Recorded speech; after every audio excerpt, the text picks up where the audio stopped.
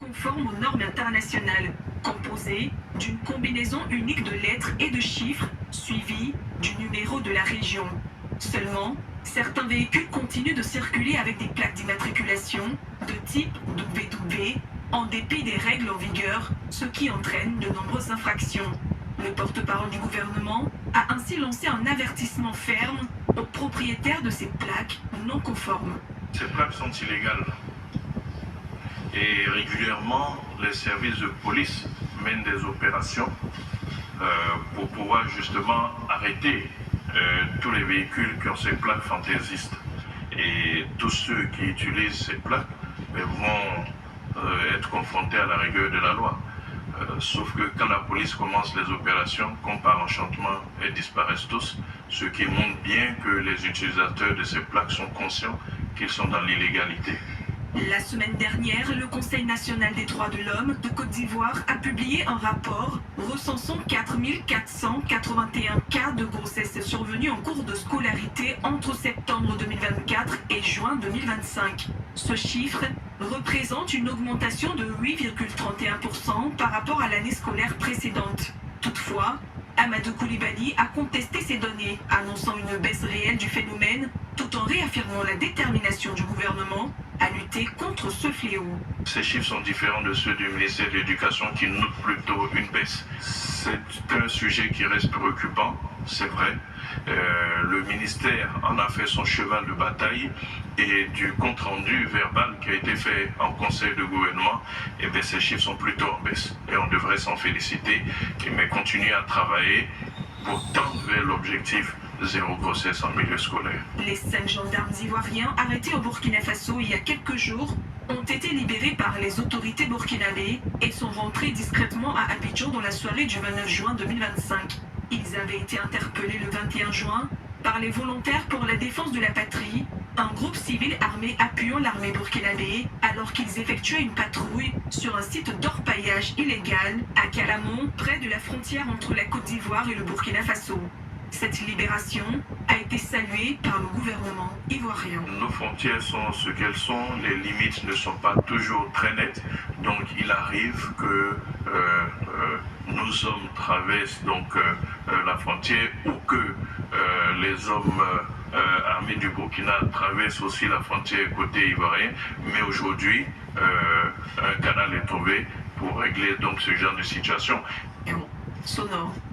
Le gouvernement ivoirien se réunira dans 2 semaines avec pour objectif d'adopter des mesures visant à améliorer le bien-être des populations. De plateau, le docteur Laurence Camara, représentant de Vincent Aubirier, candidat à l'élection présidentielle d'octobre 2025, est venu retirer les kits de collecte de signatures de parrainage. Son arrivée a marqué un moment clé symbolisant l'entrée officielle de son candidat dans la course à la présidence. Je suis convaincue à 100% parce que notre candidat a une certaine, un certain amour pour ce pays et les Ivoiriens nous lui rendent bien. Nous allons descendre sur le terrain pour récolter le pourcentage de 1% dans cette région et nous n'en sommes pas effrayés. Comme le docteur Laurence Camara, 31 représentants de candidats ont reçu chacun 100 kits de collecte des signatures de parrainage contenant un terminal, la liste électorale définitive, la cartographie de la Côte d'Ivoire avec le nombre d'électeurs à collecter par région, le code électoral, mais avant, le président de la CEI, Koulibaly Kubier Ibrahim et son équipe a tenu une réunion d'information et d'échange avec les acteurs clés de la scène politique, partis, groupements politiques et personnalités aspirant à briguer la magistrature suprême. Objectif, clarifier les règles du jeu. Il faut éviter certaines choses. Premièrement, il faut éviter de ne pas être l'électeur. C'est seulement l'électeur qui donne son parrainage. Donc il faut aller vers ceux qui sont électeurs. Ensuite, il ne faut pas aller collecter le parrainage dans les hôpitaux, dans les camps militaires, dans les cantonnements, etc. Et enfin, il ne faut pas donner le parrainage à plus d'une personne. Voilà les restrictions du parrainage. Pour Tous les regards étaient tournés vers les représentants de la CEI qui ont expliqué avec précision les étapes clés de la collecte de parrainage. De nombreuses questions ont été posées, reflétant l'intérêt et l'importance accordée à ce scrutin. Ibrahim Koulibaly Kubir a également apporté des éclaircissements supplémentaires sur l'utilisation des terminaux dans le processus de collecte des parrainages. Les terminaux qu'on vous donne mais sont utiles pour vous. Parce que quand vous partez sur le terrain et que vous constatez que celui qui vous donne sa signature n'est pas un électeur, le terminal vous signale. Ça vous permet déjà sur le terrain de corriger. Que dit la loi? Qu'au moment de l'examen de votre parrainage, si votre parrainage, le nombre de votre parrainage ne suffit pas, on vous donne 48 heures pour aller sur le terrain, retourner sur le terrain pour collecter le déficit. Or, avec le terminal, vous avez la possibilité in situ de savoir qui vous donne le parrainage, c'est-à-dire d'apprécier la validité du parrainage déjà. Est-ce que celui qui me donne le parrainage a qualité? Soucieux de candidature, la Côte d'Ivoire a été désignée pour accueillir la finale de la Coupe de la Ligue française féminine 2025-2026, la toute première édition de la compétition, organisée par la Ligue féminine de football professionnel, qui rassemble les clubs de première et de deuxième division. Prévue le 14 mars 2026, cette finale se déroulera au stade Félix Houphouët-Boigny d'Abidjan. Le patron du football féminin français, impressionné par la qualité des infrastructures sportives locales, a confié les raisons qui ont fait pencher la balance en faveur du pays de l'hospitalité, soulignant les liens étroits entre la France et la Côte d'Ivoire.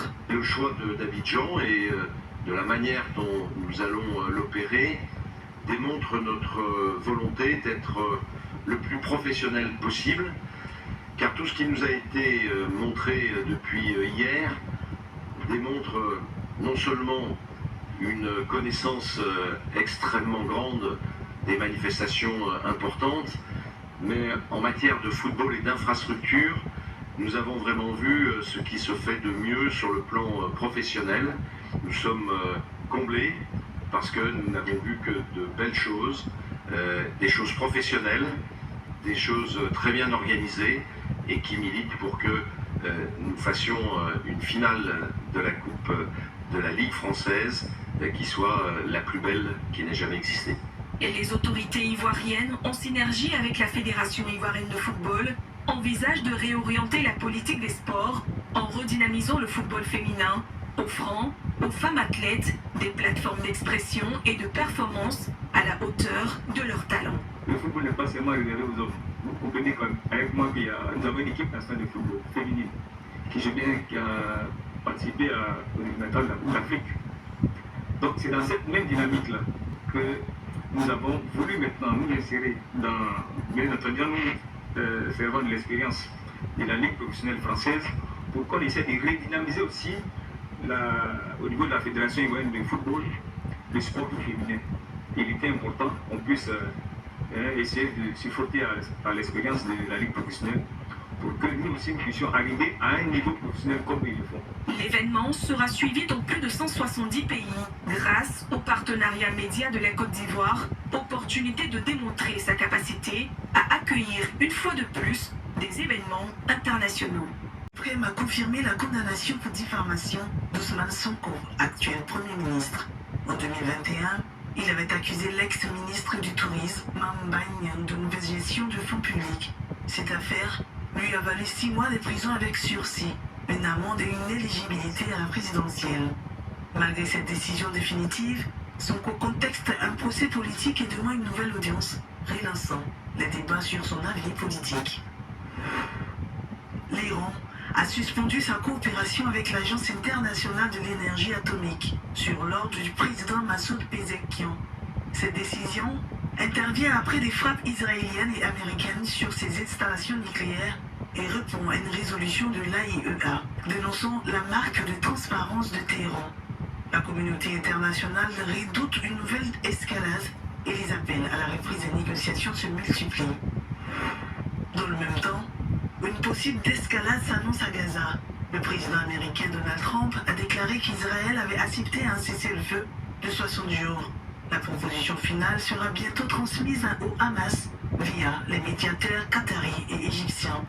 Trump Trump appelle le groupe à accepter l'accord, mais le Premier ministre israélien, Netanyahou, reste ferme. La guerre ne prendra fin qu'avec la destruction du Hamas. Une cinquantaine d'otages sont toujours retenus à Gaza. De la préparation électorale à la...